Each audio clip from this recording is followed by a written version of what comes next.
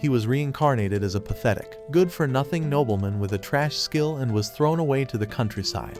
However, he awakened the ultimate production skill, created his own empire, and built a harem of beautiful maids and waifus. Van's past life was extremely plain. He used to work like a machine in an office, spending nearly all his time there, and only going home to sleep. But one day, everything changes when he suddenly wakes up in another world as a tiny 2-year-old child. At first, Van has no idea what is going on. His body is small, his hands look like a toddler's, and the room around him feels unfamiliar. He runs toward the window and gets shocked by what he sees outside. Instead of modern buildings, there is a huge medieval city with a castle in the distance. While he is staring at the view, his maid Till rushes in, scared that he might fall. She pulls him away from the window and warns him not to stand there. Van simply says he was amazed by the scenery. Till is stunned because a normal 2-year-old should not be able to speak that clearly. Soon, Van remembers pieces of his new identity. His name is Ferdio Van Nay, his father is Jalpa Pulati, and he has 3 older brothers. Till cannot believe how intelligent he sounds for his age. During breakfast, the maids surround Van and feed him happily because they find him cute. Van enjoys the attention, even though mentally, he is still an adult from his old life. Then his father asks all his sons what they plan to study. Van's brothers give normal answers, but when Van's turn comes, he says he wants to begin with basic knowledge like history and culture. His mature reply shocks everyone. Jalpa laughs and starts believing his youngest son may be gifted, especially since their family is known for powerful fire magic.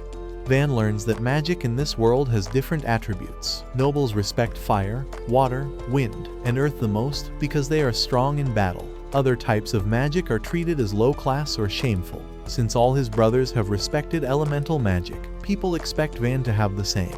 Later, Till teaches him about the world. She talks about different races like elves, dwarves, and others. Van also learns about magic crystals and stones that can store mana and help create magical tools. Then, the strict old butler Espada appears with books and decides to test Van. Van says he cannot read well yet but knows some math. Espada asks a basic question, and Van answers instantly. That impresses Espada, so he personally takes charge of Van's education. That is when Van's peaceful toddler life ends. Espada makes him study from morning until night. The training is harsh, but it works. Van learns to read and write in only a few weeks. When Van turns 4, he starts sword training. His first opponent is Till, and she easily dodges everything he throws at her. Van cannot hit her even once. Till teases him, but the other maids think she disrespected a noble and demand punishment. Van does not want to hurt her, so he only flicks her forehead and calls it fair. After a year of sword practice, Van becomes strong enough to beat older students. His body is young, but his mind is adult, so he can understand attacks better than normal kids. People begin calling him a genius, and they also respect him because he treats lower-ranking people kindly. One day, the deputy knight commander checks Van's hands and notices they are too smooth for someone so skilled. Van explains that studying takes most of his time. He then reveals that Jalpa secretly ordered Espada to make Van's lessons 3 times harder than usual. Van is shocked, but now he understands why his days have been so exhausting. They offers to train him personally, saying Van could become an amazing swordsman. Van chooses to continue both studying and sword training. The promise is not to be too harsh, but that is a complete lie, because his training is just as painful as Espada's lessons. By age 6, Van is already famous in the territory as a child genius. But his life becomes nothing but books and swords, so he starts feeling burned out. Wanting fresh air, he asks Till to take him outside. Till brings him to the market with 2 knights. Van is excited by the shops and people. He notices a large building, and Till explains that it belongs to the Merry Chamber of Commerce, a massive business spread across the country. Then Van sees something disturbing. A man is dragging a dirty, injured boy through the street. When the man speaks rudely to Van, the knights almost attack him for insulting a noble, but Van stops them. He asks what is happening, and the man says he is selling his own son into slavery. Van is horrified. Till explains that poor families sometimes sell children when they need money. A woman named Rosalie from the Merry Chamber of Commerce appears and greets Van after recognizing him as Jalpa's youngest son. Van asks how much the blue-haired boy costs. Rosalie checks with the father and learns the boy only has magic related to stealing. Because of that, she says he is worth 3 large silver coins. The father gets angry and kicks the boy for being valued so low. Before he can take him away, Van offers 5 large silver coins. The man accepts. Van helps the boy up and asks his name. The boy says he is Calm. Van tells him he is free now, but Calm has nowhere to go. Van decides to bring him home. The knights explain that Calm cannot enter the mansion unless he is officially registered as Van's slave. Van hates that idea because he still thinks like someone from the modern world, but Calm accepts it. Rosalie performs the contract spell, leaving a mark on Calm's hand. From then on, Calm becomes Van's loyal servant. Later, Calm warns Van that Dee is looking for him. Van gives him a cookie and asks him to lie, but Calm says Dee already knows he is inside. Van tells him to make up an excuse anyway. He also notices Calm is not wearing the gloves he bought him. Calm says he wants the slave mark visible because it proves he serves Van. But when Van says he wanted him to wear the gloves, Calm immediately agrees. When Dee arrives, Calm tries to cover for Van. Dee knows he is lying but respects his loyalty, so instead of dragging Van out, he decides to train Calm. 2 years pass, and Van turns 8. Now it is time for his magic appraisal. Everyone expects something powerful. Yalpa is sure Van will have fire magic like him and Van's mother, but the result is production magic. Among nobles, production magic is treated as useless. It can create objects from materials and imagination, but nobles see that as basic crafting, not real noble power. Jalpa is disgusted and furious. He cannot accept that his son has such weak magic.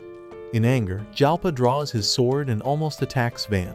Van freezes in fear. Before anything happens, his eldest brother Mercia steps in and saves him by suggesting another option. Mercia says Van should be sent to a poor, undeveloped village in their territory. The place has only about 100 people, dangerous mountains nearby, another noble's land close to it, and the rival kingdom beyond it. Jalpa accepts because it gives him a way to get rid of Van while still making some use of him. Afterward, Mercia apologizes. He tells Van, the village is harsh, but it was the only way to keep their father from killing him. Van thanks him, and Mercia promises to help as much as he can. Van prepares to leave. Till is angry that Jalpa is sending him away, but Van sees it differently. The village might finally give him freedom. Jalpa refuses to send knights with him, so Mercia hires adventurers as guards. Van is first allowed to take only Calm, but Mercia makes sure Till can go too. Then Dee appears and says he is joining because Van's training is unfinished. Van says knights were banned from coming, but Dee claims he never heard that order and brings 2 knights anyway. Espada also arrives, saying he has retired early and will keep teaching Van. As the carriage leaves, Van thinks the departure will be quiet. But outside, the whole city has gathered to say goodbye. The knights are holding banners announcing Van's departure because they ordered it, but Day is asleep, so nobody can stop it. Van is embarrassed, but promises the people he will return someday. On the road, Van tests his production magic by turning a twig into a sword. Till and Calm are amazed. Van wants to understand how useful his bad magic can actually be. As they get close to the village, Van tells Calm he can return to the mansion if village life is too hard. He even offers to cancel the slave contract. Calm refuses and says he will stay with Van until the end. Van is touched by that loyalty. Suddenly, the carriage stops. A knight reports that the village is being attacked by bandits. Van quickly gathers everyone. This says around 50 bandits are attacking. The village wall is holding them back, but arrows are still reaching inside. De wants to fight, but Ortho, the adventurer leader, refuses because his job is only to escort Van, not fight a risky battle. The plans to fight with the knights while the adventurers protect Van. Espada calls the plan reckless and reveals he can use elemental magic. He suggests creating a wall so the adventurers can attack from cover while the knights strike from the sides. Espada plans to be the decoy, but Van refuses. He does not want Espada, Day, Till, Calm, or anyone else close to him dying. Since he needs them to build the village, he decides to act as bait himself. Everyone argues against it. Till and Calm both want to take his place, but Van refuses. He says a noble should protect his people, even if it costs his life. His words change Ortho's mind. At first, Ortho thought Van was just another spoiled noble child, but now he sees Van is serious about protecting others. Ortho and his main companions agree to fight. Espada creates an earth wall. The adventurers shoot from behind it while Dee, the knights, and Ortho's group attack from both sides. The bandits panic. Dee's strength terrifies them, and many start running. The bandit leader charges toward the wall, but Van jumps in and distracts him. He slips behind the man and cuts his knees. Then Calm follows with a strong attack and finishes him off. Soon, the bandits are captured, and Van's side wins without losing anyone. Afterward, Ortho becomes interested in Van. Some adventurers leave because the village has no money, but Ortho and his closest teammates stay. They believe Van has a bright future and want to support him early. Till scolds Van for risking his life and tells him not to do something so dangerous again. When Van enters the village, he sees how poor and broken it looks. The chief thanks him for saving them. Van asks if bandit attacks happen often, and the chief says they have been attacked many times that year. The chief explains that before the village joined the Fertio family's land, knights used to patrol the area. Since then, no one has protected them. Van apologizes and says his father does not understand the importance of small villages. The villagers are angry because they feel nobles only care about places that pay large taxes. Van tells them anger alone will not solve anything. They need a plan. They can create something valuable, earn money to hire protection, or rebuild the village into a stronger place. A villager says they have nothing. Van replies that now they have him, and he will protect them as their lord. At first, the villagers doubt him because he is only a child. But when Espada and Dee introduce themselves as a former head butler and deputy knight commander, the villagers start feeling more confident. The chief asks if Van has powerful elemental magic. Van honestly says he only has production magic, so they should not expect him to fight like a battle mage. The villagers look disappointed, which hurts him a little. Then someone asks about taxes. They currently pay 30% and can barely survive. Van lowers it to 10% until the village recovers. That instantly makes the villagers like him more. Next, Van focuses on defense. Espada explains that his earth wall is temporary, so Van decides they will need a real wall later. For now, Espada creates a huge barrier around the village. Van also says they need traps to slow attackers, and Dee agrees to handle that.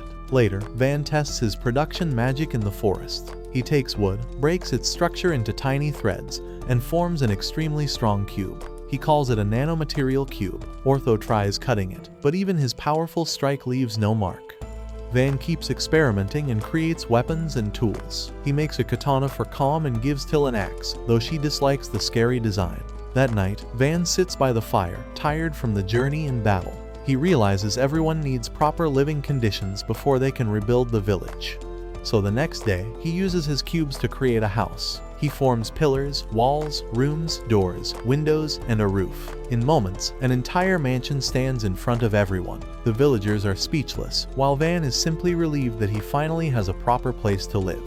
Everyone in the village just stands there, completely shocked, staring at the mansion Van created like they cannot believe it is real. Till says Van's production magic might actually be better for ruling land than regular elemental magic.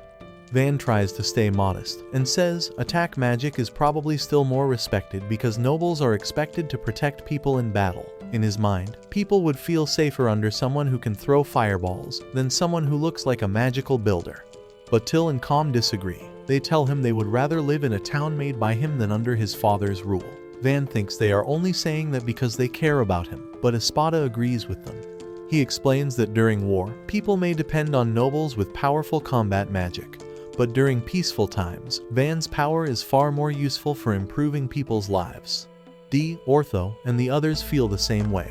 They are amazed that Van built a full house so quickly. Van casually tells them that if they gather enough wood, he can make houses for them too. That instantly motivates Dee and Ortho, who both rush to collect wood because they want their own houses first. The village chief nervously asks if Van can also help the villagers. Many people start explaining that their homes are old, damaged, and barely safe to live in. Van realizes fixing everyone's house will be tiring, but he cannot ignore them. Since the homes really are close to falling apart, he agrees to rebuild them if they bring materials. Everyone becomes excited. Soon, Van creates an entire housing area for the villagers. The people are amazed again, not just because he has a lot of mana, but because he understands how to organize a town properly. Van explains that he used a grid-style layout with wide roads and grouped houses evenly so nobody fights over better spots. For now, every home looks similar, but later he plans to improve them once they get stronger materials. The villagers are deeply grateful and offer him the small amount of crops they have. After that, Van builds a public bathhouse near his mansion because he wants to bathe every day. The villagers are curious about it too. Till and Pluriel invite him to bathe with them, but Van panics and refuses, saying that even if he looks young, his mind is not. The girls use the bath first. While relaxing, Pluriel says Van is different from other nobles because he is kind, smart, and easy to respect. Till happily starts bragging about how amazing her master is. Later, Van and Calm enter the bath. Van notices Calm has gotten more muscular from training with Day. Then Dee and the Knights show up, and Dee immediately starts acting like a gym-obsessed warrior by swinging his heavy sword inside the bathhouse. After a long day, Van finally rests in his room. But the next morning, he wakes up to find that the Knights have already dug a trench around the village for defense. Van says they need water in it to make it more effective. Since the village also needs water for drinking, farming, and bathing, he decides their next big goal is creating a steady water supply. Van checks a nearby water source. Espada uses magic to start a canal, while Day, Calm, and the others dig and widen it. Van follows behind and uses production magic to strengthen the canal walls so the water does not leak. He thinks the project will take a week, but everyone works so hard that by the end of the day, they are already halfway done. Van tells them to stop because most of the workers are exhausted. They still wants to continue, but Van reminds him that not everyone has his monster stamina. The canal is finished the next day. When Espada opens the path and water begins flowing toward the village, everyone cheers. The villagers are amazed because they no longer need to walk far just to get water. Van worries the canal could flood during rainy seasons, so he decides to create a lake behind the village. Espada points out that it can also store water during dry seasons. Soon, Van and the others build the lake, and the villagers are overjoyed. The chief thanks Van because this changes daily life for everyone. A few days later, Van strengthens the village wall by mixing stone into mud and turning it into concrete with his magic. Everyone thinks the village is safe now, but Van wants stronger defenses. He installs ballistae on top of the wall and adds shields so defenders can attack without being easily hit. Van calls them basic defenses, but everyone else thinks they look incredible.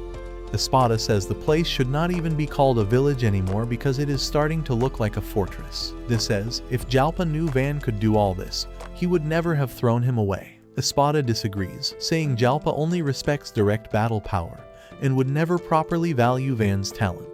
They argues that Van's power is more than enough to protect people, but Espada says it is not useful for conquering land. Their debate gets serious, so Van stops them. He says arguing about talent is pointless. They should focus on making life better with what they have. Later, Van enjoys breakfast, but Till mentions they are low on ingredients. Espada explains that defense is important, but the village also needs income. They have almost no business connections, and merchants only visit once a month.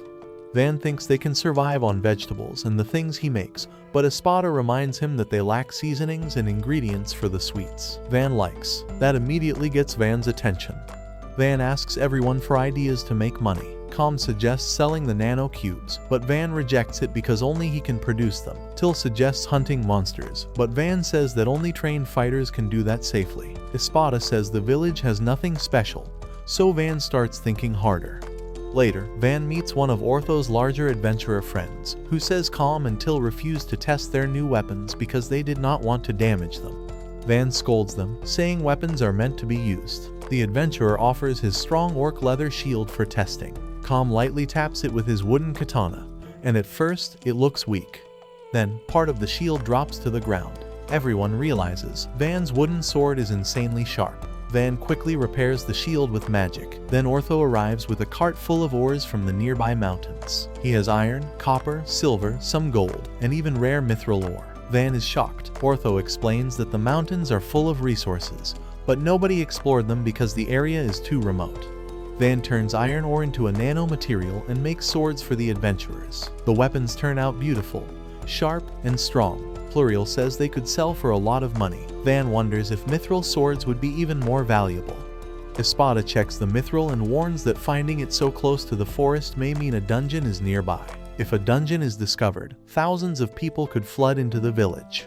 That would help the economy, but Van knows the village is not ready. Worse, his father or nearby nobles might try to take control of the area. Van asks everyone to keep it quiet until the village is stronger. Ortho and his team agree. Soon after, Van upgrades the village again with better materials. But then, a villager runs in shouting that armored lizard monsters are approaching. Van orders everyone inside the walls and closes the gate. The villagers are terrified, but Van encourages them to fight together. Calm reports that Ortho's group is away hunting, so Van must lead. Till worries about him going to the wall, so Van stays below and has Day report the situation from above. They sees about 40 giant armored lizards coming. These monsters are huge and extremely hard to kill, even for trained knights. Van orders them to fire the iron ballista arrows. De trusts him, even though the knights doubt normal weapons can pierce the lizards. The first volley hits, and the arrows punch huge holes through the monsters. 10 go down immediately. Everyone is stunned by the power of Van's weapons. They fire again, but soon run out of iron arrows. Van remembers Com's wooden sword cutting the shield, so he tells them to use wooden arrows. The knights think it is impossible, but D shuts them down and follows Van's command. The wooden arrows pierce deep enough to kill the monsters too. After several volleys, the village wipes out the entire pack without losing anyone. The villagers celebrate. Ortho's group returns later and helps process the monster bodies. They save the eyes, fangs, skin, and magic cores for sale, while the meat is kept for food. Thanks to Van's knives, the work goes much faster than usual. That night, the village throws a huge meat feast. Ortho tells Van that one armored lizard can sell for a lot, but Espada explains that if the village earns over 100 gold coins, half must go to the Marcus as tax. Van is crushed and worries that his father will notice the village's value. Espada suggests reporting the victory through Murcia instead of Jalpa, giving Van more time to stay hidden. The next day, 2 merchants arrive and are shocked by the fortress-like village. They introduce themselves as Bell and Rango from the Merry Chamber of Commerce. Inside the warehouse, they are amazed by the monster materials. They agree to buy everything, but say they need a month to bring people for proper evaluation and transport. Van also shows them weapons for sale. The brothers are impressed and accept his price right away. Van realizes they may try to keep the trade secret for themselves, so he offers a better idea. Open a shop in the village. They agree, and Van instantly builds them a perfect store. Soon, Van gets unexpected visitors, a noble girl around his age named Art and her guardian, Mira, a powerful knight-like noblewoman. Meanwhile, Espada gives Van homework to design a city for 10,000 people. Van chooses a star-shaped fortress layout because it would be harder for attackers to break through. Mira explains that she came from the neighboring Ferdinando County to judge Van. Their count worries Jalpa sent Van here to build a military base and threaten them. Van honestly explains that he was not sent to conquer anyone.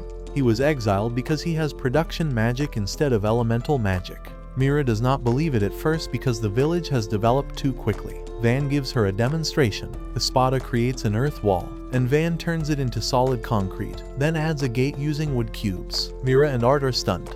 Then Mira reveals her second reason for coming. She was ordered to offer Art as Van's fiancé to prevent conflict. Van says marriage is unnecessary because he only wants a peaceful life. But after seeing Van's personality and ability, Mira supports the idea. Art is shy and says Van seems kind, but she has not decided yet. Van tells her to take her time. Since they are staying overnight, Van simply builds an inn for them. During dinner, Van learns Art likes cute things like flowers and dolls. Later, Espada suggests Art may also lack elemental magic, which explains why her family sent her away. Van realizes she may have been rejected like him, so he decides she can stay in the village even if they never get engaged. The next morning, Till and Com wake Van in a rush and take him to the lake he created. The villagers have started calling it Lake Van, which makes him nervous. At the lake, they find a mermaid hiding there. She does not respond until Van offers roasted meat. After eating, she realizes it is armored lizard meat and asks who defeated them. Everyone points to Van. The mermaid disappears, but the next day, her whole clan arrives. Their leader thanks Van for helping his daughter and asks if he truly defeated the lizards. Van says it was a team effort, but everyone ignores that part. The mermaid leader calls him a hero and offers his daughter Lada as a future bride. Van refuses because Lada is still a child and should choose her own future later. The mermaid leader explains that armored lizards had invaded their home and killed many of their people. Van says he will help them without needing marriage. He allows the mermaids to live in the lake and builds floating houses for them. They also help with the village's water and sewage system because they are skilled with water. Then Art and Mira arrive and misunderstand everything when the mermaid leader calls Van his son-in-law. Lada also proudly claims Van as her husband, making the situation even messier. Van tries to clear it up later during a boat ride with Art, but Lada gets jealous, and the mermaid children tease him by calling him Meat Lord. Eventually, the mermaid leader challenges Van's people to a 3-part competition. If the mermaids win, Van must accept Lada as his future bride. He accepts before Van can refuse. For the first event, Van chooses water polo, so both sides are equally unfamiliar. Mira and Till play for Van's side, while Lada and her father play for the mermaids. The mermaids win the first round. The second event is a swimming relay. Van thinks they are doomed, but Duh surprises everyone by swimming insanely fast with a butterfly stroke and wins the race. For the final event, Van creates shaved ice and chooses an eating contest. Art joins him as his partner. Everyone suffers through brain freeze, but Van and Art push through and win. Van thinks the marriage issue is solved, but the mermaid leader still calls him worthy of Lada, leaving Van confused.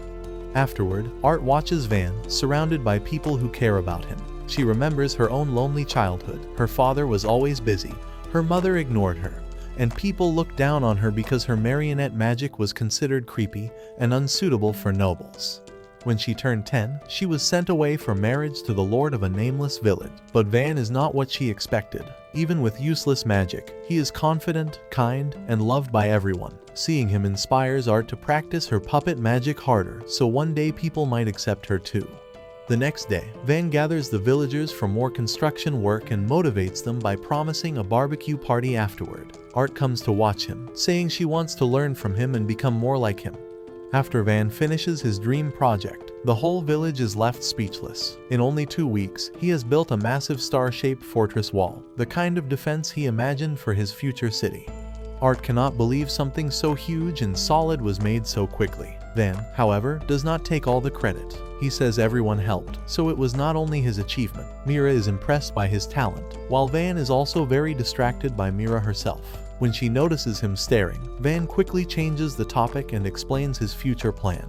As more people move into his territory, he wants to build more houses, shops, and facilities so the place can slowly grow into a real city. Mira admits she is jealous because she has always wanted land of her own to rule. She believes that if she wins enough glory in battle, she might one day earn her own territory.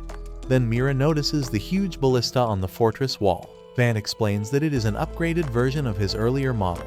This one can fire 2 bolts in a row and has much more power. Mira does not want a lecture, so Van asks Cam to test it.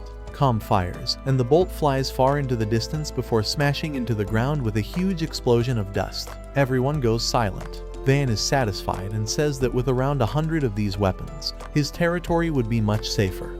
Mira immediately asks to buy one. Van refuses at first, saying they are not for sale. But Mira offers him any favor he wants in exchange, and that is enough to make Van reconsider. He says he will use that favor later. Mira says she can bring a carriage to carry the ballista, and she can make the bolts herself. Cam warns her that she should take Van made bolts too. To prove why, he shows her the sword Van made for him. Mira does not see what is special about it, so Cam asks for a weapon she does not mind breaking. She gives him an old spare sword and says it is very durable. Cam swings once. At first, Mira thinks nothing happened. Then the top half of her sword slides off cleanly. She is stunned. Cam explains that his sword is only made from ordinary iron, but because Van created it, it has insane strength. Van adds that the ballista bolts are made the same way, which is why they could pierce armored lizards. Mira instantly asks for Van-made bolts too. Before they can continue, shouting comes from the distance. Ortho and his party are running toward the fortress in panic. They warn everyone to flee because something terrifying is chasing them. Seconds later, a giant dragon bursts out of the forest. Everyone freezes. Ortho tells Van to take the villagers and escape while his group distracts the dragon. But Van is unsure. He wants to help, yet the villagers are terrified. Mira steps in and says they must fight, because if Ortho's group falls, the dragon will come for the village anyway. Van follows her advice. He orders Ortho's party to run toward the gate, so the ballista can target the dragon. Mira takes command on the wall, telling the villagers to prepare the weapons and asking someone to take Art to safety. Before Art leaves, Van apologizes for dragging her into danger. He explains that this is a mid-level dragon, so it is far stronger than anything they have fought before. Still, he reassures her that with Mira, the fortress, and their weapons, they have a chance. Art wishes him luck. Van then tells Till to take Art back and call D and his knights. Meanwhile, Ortho's group races toward the gate. Van orders everyone to aim for the dragon's wings first, so it cannot fly. One of Ortho's men trips, and the dragon nearly catches him. Zara, the large adventurer, tries to pull the dragon's attention by hitting his shield and throwing a dagger. It works, but now the dragon is chasing him. Van tells the villagers to fire, but the dragon dodges the bolts. Their situation is worse than he expected. Then Mira steps forward and prepares to stop the monster herself.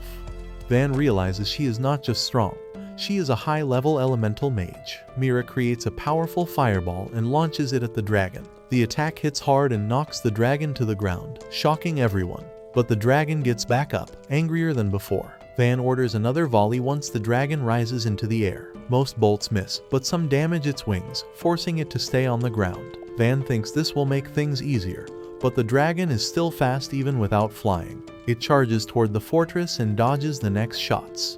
Ortho's party finally gets inside, and Van orders the gate closed. The dragon then comes straight toward him, but Mira attacks again with a fire javelin. The dragon dodges, but Mira bends the attack around and hits it from behind. The blast knocks it down again, but still does not kill it. Mira tells Van they need to retreat inside and prepare for a tougher fight. As the dragon's burned wings fall apart, it jumps onto the fortress wall and crushes a ballista. Van cannot understand how it still has so much strength.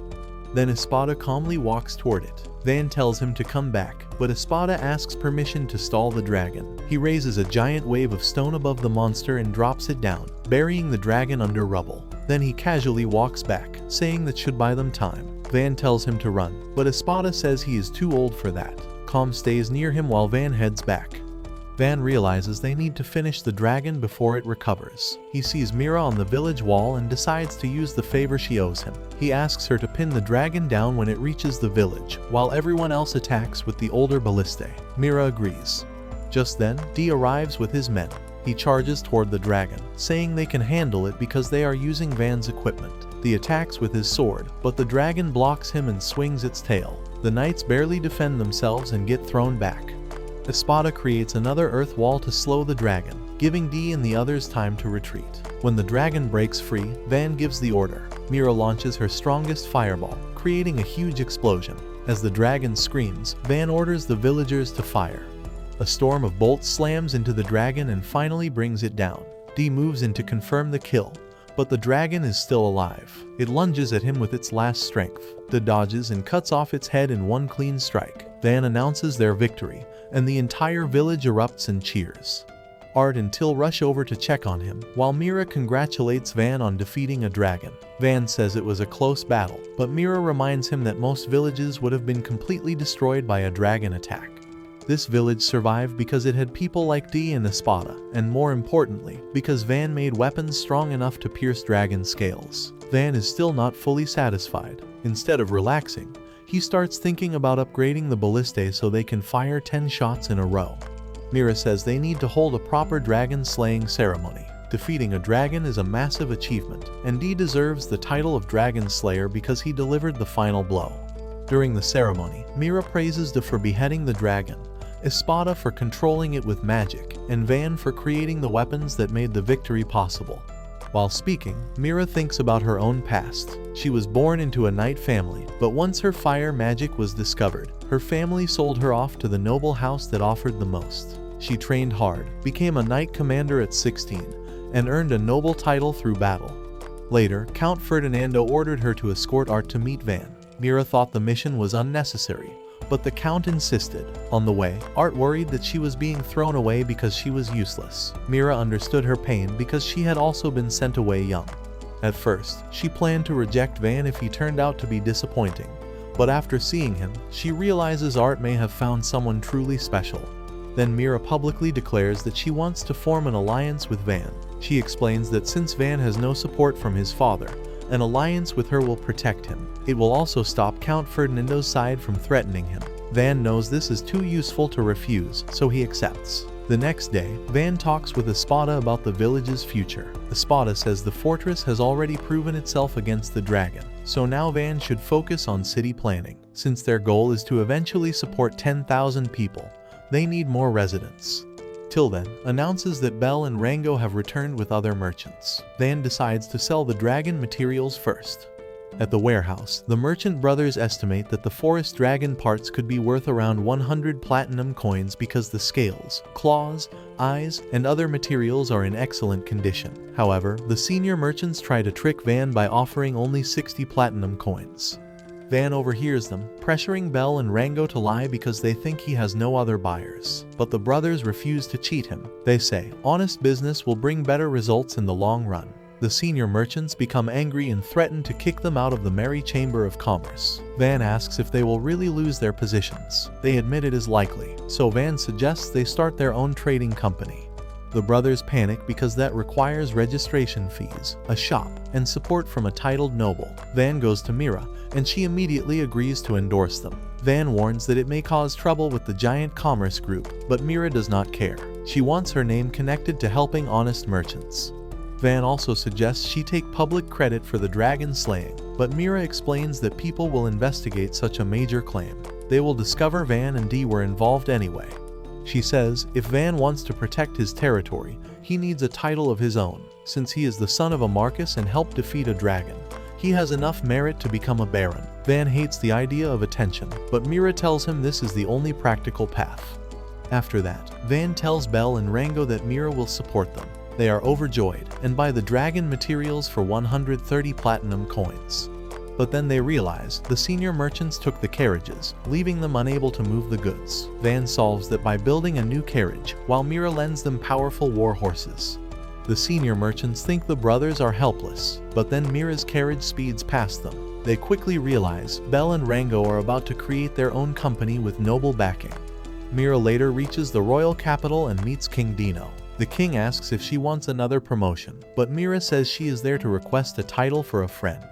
She explains that Van, the youngest son of Marquis Fertio, transformed a remote village into a fortress and helped defeat a forest dragon at only 8 years old. The court is shocked. The king asks if Van is an elemental mage, and Mira says he only has production magic. Since the story sounds unbelievable, she presents a dragon fang as proof and invites the king to visit Van's village himself. The king becomes interested and grants Van the title of baron. Back in the village, Van continues remodeling homes and adding new buildings. He also creates 2 tall watchtowers outside the settlement. From the top, Espada says they should stop calling the place a village and start calling it a town. He suggests Vantown, which annoys Van because he does not want everything named after him. They enjoy cake made by Till using ingredients now available through the new shop. Then Com spots people at the gate. When Van goes to check, he finds dirty, starving refugees asking for Seto Village, the settlement's old unofficial name. They explain that they came from a nearby village under Ferdinando County. Their taxes are too high, and their young workers were taken for the army.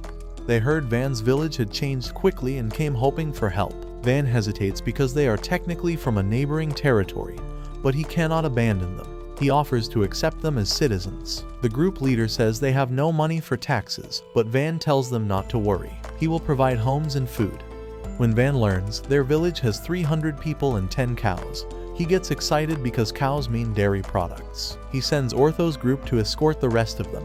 When the refugees arrive, Van welcomes them with a barbecue. They cry while eating because they have not had such good food in a long time.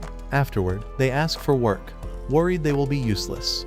Van tells them they can help in shops and fields. The original village chief welcomes them warmly, saying Van improved their lives and now they want to share that with others. Van even gives them cake made with milk from their cows. He tells them life will keep improving as the village becomes a town and eventually a city. As humans and mermaids begin mixing with the new residents, Van feels proud of how far they have come. Espada praises him, then immediately says it is time to continue studying. Van panics, but before Espada can drag him away, Ortho arrives with bad news. They accidentally found the dungeon entrance. Van does not understand why they cannot simply ignore it, but Espada says the law requires them to report it to the king. Van realizes this will bring adventurers, attention, and possibly his father's involvement before the town is ready. Van tells Zara, the party scout, to go to the capital and report it. Ortho and Pluriel are sent to investigate the area around the dungeon. As a reward, Van gives Zara a mithril sword. On the road, Zara finds a wrecked carriage being attacked by orcs. Confident in his new weapon, he charges in and cuts the monsters down with ease. Afterward, a girl named Flamiria thanks him for saving her. She explains that her barren father died in battle, their land was taken, and now she is heading to the capital to find work. Zara tells her she is free to choose her own path and invites her to come to Van's town, where she can surely find a place. He promises to protect her, and Flamiria accepts. Meanwhile, Van tells Espada that they should build a separate settlement for the adventurers who will come because of the dungeon. Espada agrees and says it needs a governor. Van immediately appoints him. Espada then suggests forming night orders to manage security. Van decides to create the Seto Night Order under to protect the town, and the Spartan Night Order to handle the adventurer settlement. Van begins building an adventurer outpost outside the village, while Dee and the villagers collect materials for him. During the work, Van suggests that Dee should recruit villagers into his night order.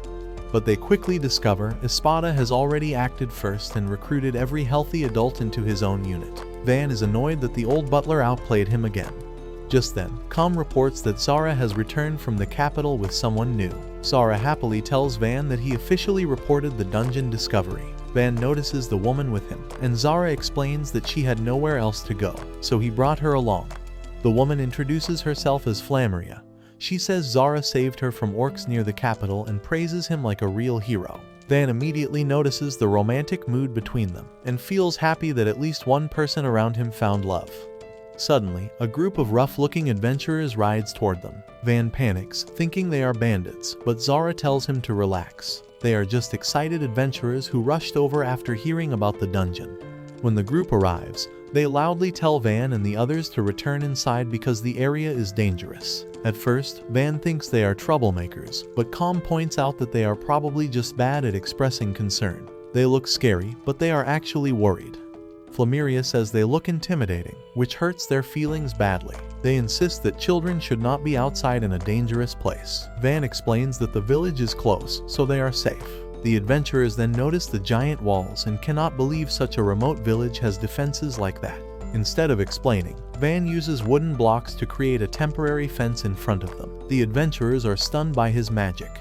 Dee arrives with more materials and says Van's name. Everyone is in disbelief that the famous Van Furcio is just a child. When one of them calls Van a brat, Dee gets angry and cuts through the man's sword with ease. From that day on, the adventurers fear and respect Dee.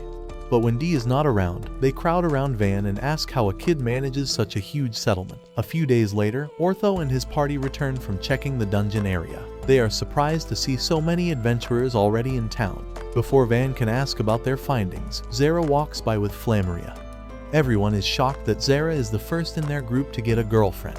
Van offers to build the couple a house, which makes Ortho regret sending Zara to the capital alone. Van ignores him and asks Pluriel what they found. She explains that the dungeon entrance has no monsters nearby, but it is located in a hard-to-reach canyon. The area is not good for large buildings, unless Van personally goes there and builds something. Van understands what she wants but has no desire to leave his comfortable town life just to build near a dungeon. He tries to avoid it by saying he is still a child and has a curfew. Pluriel says they can get Espada's permission and protect him.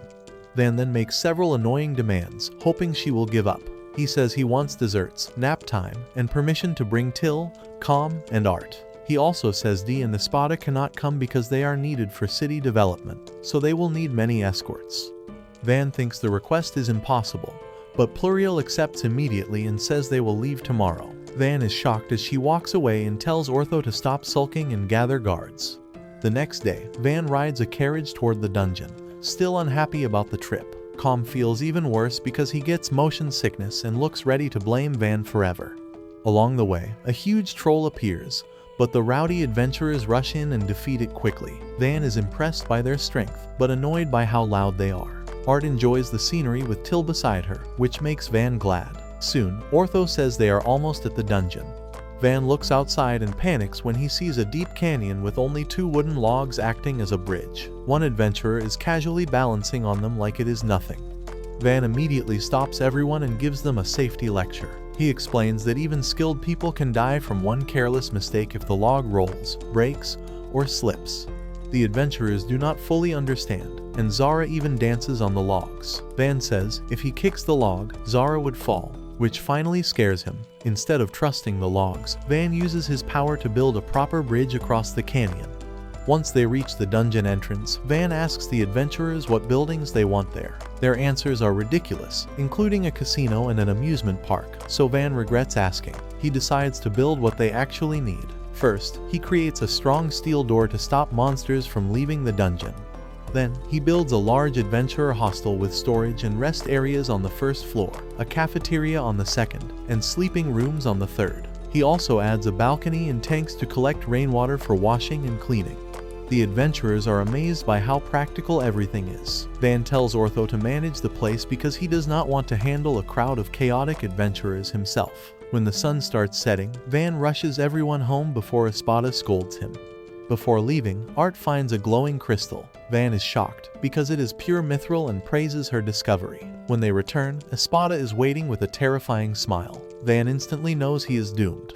He tries to get Till, Calm, Art, and Ortho to help him, but Espada ignores every excuse and drags him inside for a lecture. Later, Van walks around town with Art. She says the village has completely changed because of him and that everyone must feel happy living there. Van asks how she feels and whether she wants to stay.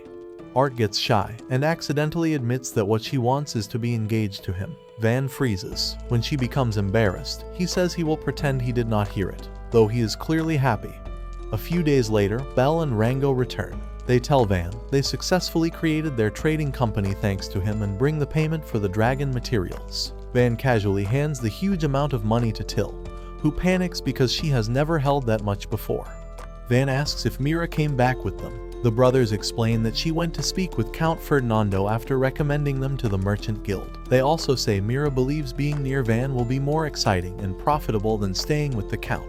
Van gets excited, but the brothers clarify that she plans to earn land near Van's territory, not move directly into his town. Then they show Van a special item, a machine crossbow that can fire 10 arrows in a row. Van is thrilled because it is exactly what he needs for his next ballista upgrade. He immediately takes it home and studies its design. Art notices he looks happier about the crossbow than the platinum coins. Van admits that is true. After studying the mechanism, he tries making one from nanomaterial, but it does not fire properly. Art says even he fails sometimes, then panics because she thinks she offended him. Van laughs and says he fails all the time. He tells her that, aside from production magic, he is not special. Art disagrees, saying he is smart, educated, and skilled with a sword. She feels she has nothing like that. Van says his abilities came from harsh training under Espada and Day, and she could train too. Then he asks about her magic. Art becomes nervous, but with Till's support, she reveals that she has marionette magic, which nobles hate almost as much as production magic. Van refuses to let her feel ashamed. He says her magic sounds amazing and asks to see it. Art hesitates, so Van makes her a doll. She uses her power to make it dance, and Van is amazed. He tells her the ability has huge potential. Till suggests making more dolls and letting Art perform for the villagers. Art is scared people will reject her, but Van reminds her that people also mocked his production magic. His own father called him useless, yet that same magic helped an entire town. Art decides to trust him and try. That night, Van gathers everyone at a stage in the town square. He announces that Art will perform using her magic. She makes a life-size puppet stand, but some people recognize marionette magic and whisper that it is cursed because it was once used against royalty. Art freezes. Van quickly asks everyone to wait and gives her a reassuring look. Remembering her happy moments with him, Art makes the puppet dance beautifully. The crowd falls silent, completely amazed. When the performance ends, they burst into applause. Art cannot believe people are praising her magic. She hugs Van and cries while thanking him. The next day, Calm rushes into Van's office and says a royal carriage is at the gate. Van runs out and finds a full caravan with Mira. Art greets Mira happily, and Mira is surprised by how confident she has become. Van explains that Art simply needed to see value in herself. Mira then tells Van to kneel because King Dino has arrived. The king officially declares that Van is now a noble and must serve the country. He also says an official team will investigate the dungeon in Van's territory. Then the king asks about the forest dragon claim. His advisor, Espada, says the king came to verify it personally. Van promises to answer honestly, but asks the king to keep an open mind, because the truth may sound unbelievable. Van gives the king a tour of the town, showing the walls, trenches, and ballistae. Espada says ballistae are useful, but usually difficult to manage. Van offers a demonstration. Calm fires one into the forest, causing a huge explosion. The king and Espada are shocked, saying it has power close to an archmage. They also ask about the star-shaped walls. Van explains that the shape lets defenders attack enemies from multiple sides. Espada realizes how terrifying that becomes when combined with Van's ballistae. The king asks if Van made the weapons himself. Van says yes. The king warns him not to lie, but Mira supports Van and says he has even more shocking things to show. They walk through town, and the villagers casually greet Van while ignoring the king. Espada is shocked by how naturally Van talks with his people. They also run into the rowdy adventurers, and the king is surprised. Van is friendly with them too. At the lake, the king is stunned again because it is full of mermaids. Van asks Espada to create an earth wall, then touches it and turns it into reinforced concrete. The king can barely believe what he is seeing. The mermaid chief greets the king and gives him a glowing red stone as a gift. Mira and Espada recognize it as orichalcum, an extremely rare metal called the metal of the gods. While they discuss how valuable it is, Van casually turns it into a sword. When the king notices, Van tries to hide it. The king asks if Van can make swords too. Van tries to avoid answering, but Mira tells him to be honest. The king promises to reward him with anything he wants, so Van asks for permanent permission to stay in his town no matter what happens. The king asks why Van wants to remain in such a remote place instead of going to the capital. Van says he must protect the people and home he has built. Since the king already promised, he agrees. The king then wants to inspect the dungeon, but Van says it would take too long and should be done another day. The king dislikes how casual Van is becoming, but before they can argue, villagers rush in screaming about a dragon attack. Van orders everyone to the ballista and asks Mira to help. A huge flying creature appears, but Mira says it is a wyvern, not a dragon. Espada notices a robed mage riding it and realizes this is not a wild monster. It is an enemy attack. The king suspects Yellonetan Kingdom and warns Van that more enemies may be nearby. Van sees that the wyvern is out of normal ballista range, so he decides to use his unfinished anti-air prototype. Meanwhile, Prince Unimog of Yellonetan approaches with his knights. He is angry that he was sent to attack a remote village, but his men flatter him by saying this place will become their foothold into Scuderia. When they arrive and see a fortress instead of a village, the knights panic. Unimog refuses to believe it is real and calls it a fake. He orders his men to break the gate with a battering ram, but they barely dent it. Then Van appears on the wall and introduces himself as the Lord. He guesses they are from Yellonetan, and Unimog accidentally confirms it. The prince orders the wyvern to attack. Van signals Mira, and they fire the prototype. The bolt flies above the wyvern and explodes, scattering sharp blades that tear into it. The wyvern crashes down. Van explains that he made a bomb filled with lightweight blades to deal with flying enemies. The king and Espada arrive to inspect the result. Unimog recognizes the king and panics. Van asks if he still wants to fight, and most enemy knights surrender immediately.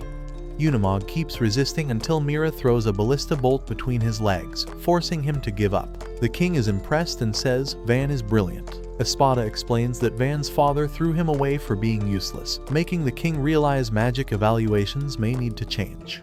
Later, Unimog is interrogated. Espada tries speaking calmly, but when the prince refuses, Mira threatens him until he talks. He reveals that Yellonetan has planned an invasion of Scuderia for years. This village was only the starting point, while the main army is already attacking Scudet. The king decides to return and lead the defense. He asks Van to join the battle. Van does not want to leave because his town is still developing, but Mira reminds him that helping the kingdom is a noble's duty. Van agrees, but asks to choose his own troops. Van puts Espada in charge of the town while he is gone. He asks Dee and the knights to join him, but tells Till and Calm to stay because it is dangerous. They both refuse to be left behind. Ortho and his party also offer to protect Van, and he hires more adventurers as guards. He chooses Zara as scout because of his speed. Mira says she will report to Count Ferdinando and bring her troops. Art offers to use the mithril puppet Van made for her. Soon, Van gathers his small force and tells them they are facing trained soldiers from Yellonetan. But he makes one thing clear: their goal is not glory. Their goal is to survive, return home, and help protect Scudet together. At the same time, Van's father Jalpa hears about the invasion. His butler suggests asking Van for help since his town is close to Scudet, but Jalpa refuses to believe Van can do anything. The butler mentions rumors that Van became a baron after defeating a dragon, but Jalpa calls it impossible because Van has no elemental magic. Jalpa rides to Scudet with his troops, only to find the city already captured. The southern gate is destroyed, and wyverns begin bombing his soldiers. Jalpa thinks he is finished, but the wyverns suddenly retreat. At the western gate, Art's mithril puppet is cutting down wyverns while she controls it from outside the city. Van is amazed by how powerful her magic is. Ortho says Scudet likely fell because of aerial bombing. This says even royal reinforcements will struggle now. Van decides to distract the enemy so others can retreat. Art keeps attacking the wyverns. Enemy knights find Van's group and charge. Calm uses the machine crossbow to take out several of them, while Dee and his knights fight up close. Zara, Ortho, and Pluriel handle the archers. When more enemies gather, Ortho says they can win, but Van orders a retreat. He reminds them that staying alive matters more than winning one fight. A victory means nothing if someone dies. Later, Jalpa returns shaken after surviving the attack. His eldest son, Mercia, arrives, and Jalpa starts yelling at him, but the king tells Jalpa to stop taking his anger out on his son. Jalpa reports that Skudit has fallen because of the wyverns. The king says Van's group may have caused the wyverns to leave. Jalpa refuses to believe it. Espada explains that Van built a fortress and defeated a dragon. Jalpa keeps saying it is impossible because Van has no elemental magic, but Espada shuts him down. The king notices Mercia's reaction and asks if he is jealous that Van became a baron first. Mercia starts crying and says he is proud of his little brother. That night, Van and his group rest in the forest. They asks what their next move is. Van wants to go home because he feels he has done enough, but he knows leaving Skudit occupied is dangerous. Art admits she is scared of returning to war because innocent people suffer there. Van agrees, but still wants to do just enough to fulfill his duty. He gets an idea and decides to create catapults for the army, then go home. He makes one immediately, but the others point out that moving it will be difficult. Van thinks for a moment and says he can simply build them on site. Then he calls for a strategy meeting the next day. The next morning, Van starts regretting the confidence he had the night before. His plan sounds great in theory, but now he actually has to deliver the new weapons himself, which means going right back near the battlefield. Van complains the whole way, while his people stay confident that his new invention can help turn the war around. Soon, they reach the city closest to Skudit. At first glance, everything looks normal, but there are soldiers everywhere. He explains that after losing Skudit, their army is using this city as a temporary base to recover and prepare a counterattack.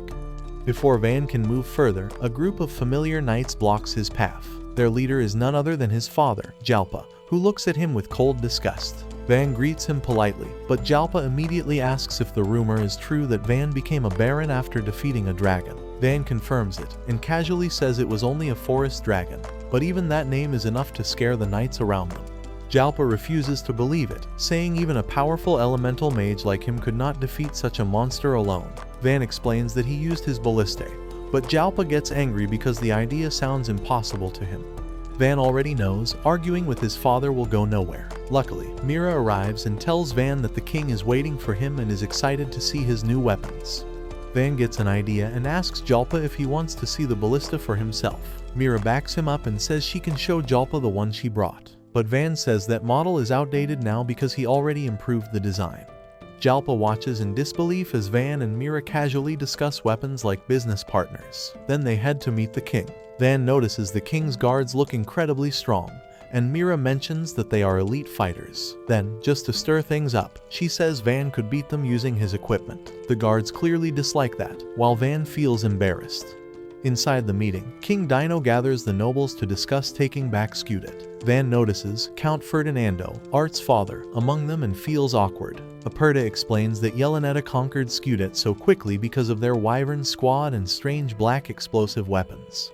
Van realizes they are basically using bombs, and unless those are dealt with, the kingdom has no chance. Aperta asks Van if he has a plan. Van says the answer is simple: destroy the wyverns before they can drop bombs. Some nobles mock him for sounding childish, but the king and Aperta take him seriously. King Dino asks Van to lead the operation at the front. Van immediately refuses, shocking everyone. The nobles are furious that he would reject the king, but Van explains that he is not a frontline fighter. He is support, and more importantly, he does not want to get hurt. The nobles call him selfish and shame Jalpa for raising a coward. Jalpa snaps at Van, saying he is only the lord of a tiny village and should not speak so boldly. Van responds that none of them understand what it is like to defend a weak village with no support. The king tells Van to continue. Van explains that he spent everything he had protecting his village after being abandoned by his family. Even though he strengthened it, the village is still small and could be attacked by Yelenetta again. Aperta confirms that the enemy already targeted Van's village once, so his concern is reasonable. Van says he still wants to help, but from the rear. He offers to supply the army with ballistae and catapults in exchange for being allowed to return to his village afterward. The king accepts. Jalpa doubts Van can build enough weapons in time, so Van takes everyone outside and creates a ballista and catapult right in front of them. The nobles are stunned. Jalpa coldly calls them useless dummy weapons and walks away, but the others stay to watch. Van explains that the catapult is designed to launch explosive shuriken rounds to bring down wyverns. The king asks if it will work. Van says it should, unless the enemy has another surprise ready. Later, Till arrives with Art. Art freezes when she sees her father. She nervously asks how things are at home, but Count Ferdinando barely responds, saying he is too busy with war preparations. He leaves without giving her any comfort, and Art is clearly shaken. Van notices and asks Till to take her back so she can rest. That night, Van plans the battle with his friends. He puts Com in charge of artillery, while Dee and Ortho agree to protect the weapons from enemy attacks. Mira says the coming battle will decide everything. Since Yelenetta captured an impenetrable fortress with bombs and wyverns, she believes old-fashioned magic warfare is starting to lose against technology. Day asks if that means Yelenetta now has the strongest army. Mira says maybe, but Van's weapons could change everything. The next day, the Scuderian army moves towards Scudet. Van stays in the rear, observing and giving orders. The Yelenetta general sees Scuderia attacking from several directions and assumes they are trying to weaken the city's defenses. He orders archers to fire, but Van is ready. He gives the command, and his soldiers raise Van-made shields. The arrows bounce off with no problem. The enemy general is shocked by how tough they are, even though the shields are only made from Van's special wood. The enemy then sends mages to destroy the shields. Their attacks begin pushing De's group back, but Day tells everyone to endure because help is coming. At that moment, a huge fire attack strikes the gate. The enemy realizes too late that De's group was only a distraction. Jalpa and the mages focus their power on the gate. Then Jalpa and Count Ferdinando combine their attacks and blow it open. The Scuderian army rushes inside, starting a brutal battle in the city. The elite Yelenetta soldiers are difficult to handle, but Mira charges in and blasts enemies away, allowing Dee's group to advance. Elsewhere, Jalpa struggles against enemy knights until Ortho and his team come to his aid. The Mohawk adventurers also cause chaos on the battlefield. Jalpa is shocked when he realizes these fighters are Van's people. Seeing the battle turn against him, the Yelenetta general sends out their strongest force, the Wyvern squad. Several wyverns rise into the air, exactly as Van expected. Van orders Com to fire. Com commands the catapult team, and they launch explosive rounds packed with sharp shuriken. The rounds burst in the sky, ripping through the wyverns and sending them crashing down. The Scuderian army cheers as the enemy's biggest weapon is destroyed. One wyvern survives and tries to attack the soldiers. Ortho and Zara rush in and pin it down, even though their weapons cannot fully pierce its thick hide. That gives the ballista a clear shot. After several bolts hit it, Mira finishes it with a powerful blast, and he rushes in to cut off its head. With the wyvern squad wiped out, Mira tells everyone the hardest part is over. Jalpa and Ferdinando can barely believe Van's forces are this strong after underestimating him for so long. The Yelenetta general tries to escape, but Ortho and Zara block him, forcing him to surrender. After the battle, Jalpa begins leaving without seeing Van. Mercia asks if he will really go without speaking to him. Jalpa admits he was wrong about Van, but says he cannot face him now. Meanwhile, Van celebrates with his friends. This says all the credit belongs to him, but Van says he only gave orders from the back while everyone else fought directly. Then Ortho and Zara bring in the captured enemy general. Mira immediately threatens him for information. The general breaks quickly and reveals that Yelenetta planned to attack 3 major points. Van's village and Scudet were 2 of them. The third target is Ferdinando County. That news terrifies Art. Without hesitation, she asks Van to let her go there. Van says he will come with her, but Art refuses. She says this is her family's problem, and she cannot depend on him for everything. Van is surprised because he has never seen her so firm before. Mira and Dee explain that if Van personally saves Ferdinando County, it could damage Count Ferdinando's position and create political problems. Van understands and accepts that he cannot directly interfere. Instead, he offers to send protection with Art. Ortho and his party volunteer to escort her. Since adventurers getting involved will not cause political issues, Van agrees and asks them to keep Art safe. Art travels to Ferdinando County with the adventurers, but when she sees her homeland being destroyed by war, her courage almost disappears. She immediately worries about her mother and starts running in panic. Then wyverns appear overhead and begin dropping bombs on the city. Art freezes, but Ortho places a hand on her shoulder and tells her that if they act now, they may still change the outcome. Art says someone from House Ferdinando must be the one to drive the enemy away. She thinks carefully, then decides she will take command herself. Inside the Ferdinando mansion, Art's mother, Sharon, watches the destruction with her eldest daughter. She knows they may lose everything. Her daughter cries, but Sharon tells her not to fall apart. In that moment, Sharon remembers Art, the daughter they rejected. Outside, the Yeleneta commander believes victory is already guaranteed. Then, one of their wyverns suddenly falls from the sky. Reports come in about a silver knight destroying the wyverns, but nobody realizes it is actually Art's mithril marionette. From a distance, Art controls the puppet with her magic, cutting down wyverns with smooth, precise movements. The enemy soldiers are confused because they cannot understand how something so fast and powerful is attacking them. When they notice House Ferdinando's flag on the hill, the commander assumes reinforcements have arrived and orders a full attack.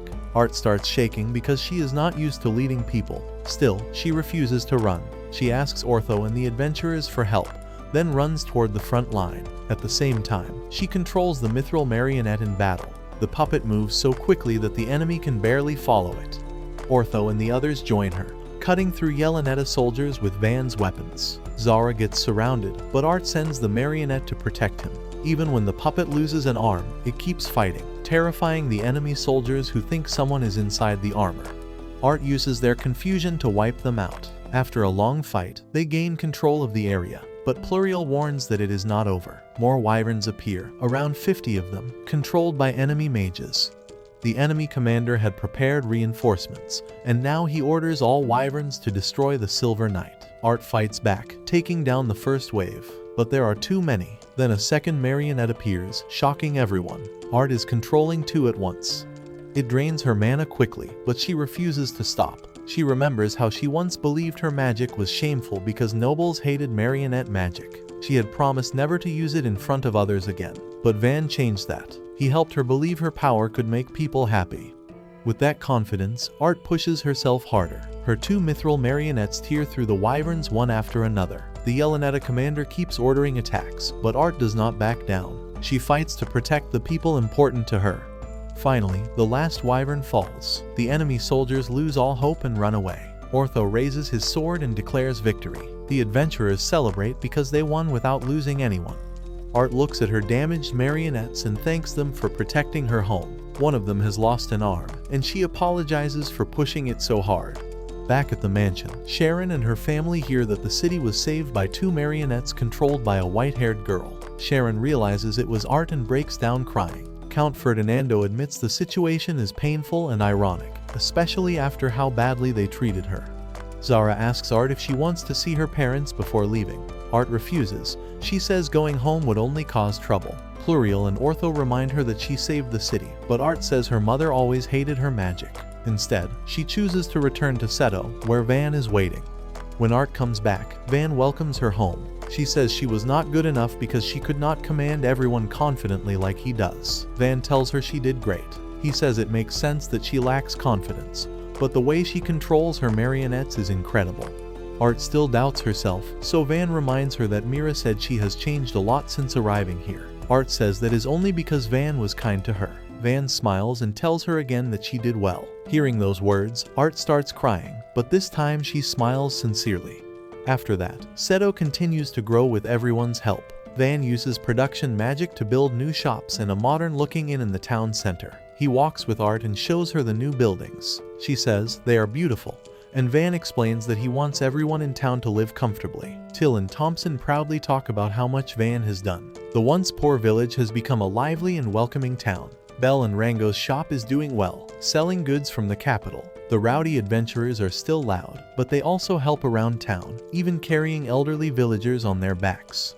Seto now has all kinds of people, different ages, races, jobs, and personalities. Somehow, everyone gets along. To celebrate, Van holds a big feast where everyone can eat, drink, and relax. Zara enjoys the food with Flamria, while Ortho complains that he stole his meat. Mira casually drinks like a champion while the knights stare in awe. Van watches everyone enjoying themselves and thinks about how far he has come. He was born a noble, rejected for having production magic, and sent to a poor remote village. But because of that, he met amazing people and built a home he truly cares about. What once felt like exile became the best thing that ever happened to him. Feeling grateful, Van thanks everyone from the bottom of his heart. Then Espada ruins the moment by reminding him that it is almost time for lessons. Van instantly panics. also appears, excited to continue sword training, saying Van must become the kingdom's greatest swordsman. Espada argues that Van should become the greatest scholar instead. Van wants neither option, so he screams in frustration and runs away. Espada and Dat chase him through the celebration while everyone laughs and cheers him on. Till smiles and says the town is as lively as ever. Zara tells him to run faster while still eating. Pluriel, Ortho, Mira, and Art all encourage him in their own way. As Van runs, he looks around at the town he created. He remembers arriving at a broken village, fighting armored lizards, defeating a dragon, meeting new friends, and building a place where everyone could belong. That thought fills him with excitement. So Van finally stops running, turns back to everyone, and decides that from now on, he will keep moving forward at his own relaxed pace, making Seto into an even more fun and peaceful place for everyone to live. And that's where this video ends. Watch this following video until a new one